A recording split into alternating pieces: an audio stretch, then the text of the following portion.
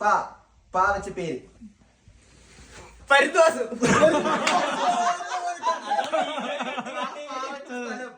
പത്തനംതിട്ട. അച്ഛന്റെ പേര് ഷാജി.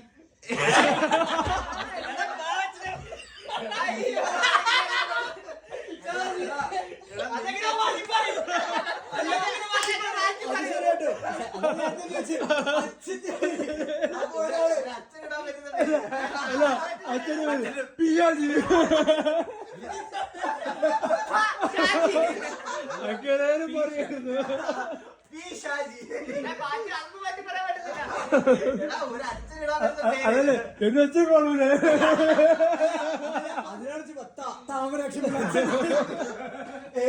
ആരുടെയോ നമ്മളുമായിട്ട് ബന്ധമില്ല.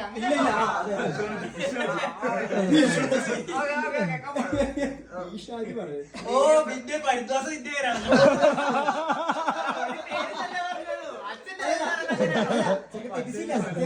അങ്ങനെയാണെങ്കിൽ ഒരച്ഛന്റെ പേരെന്ന് പറയണം.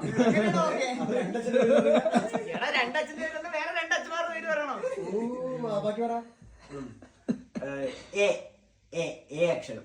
എ വെച്ച് പേര്. എഡ്വിൻ. നല്ല സ്ഥലം. എ വെച്ച് എഡൂര്. അടിപൊളിയല്ലേ.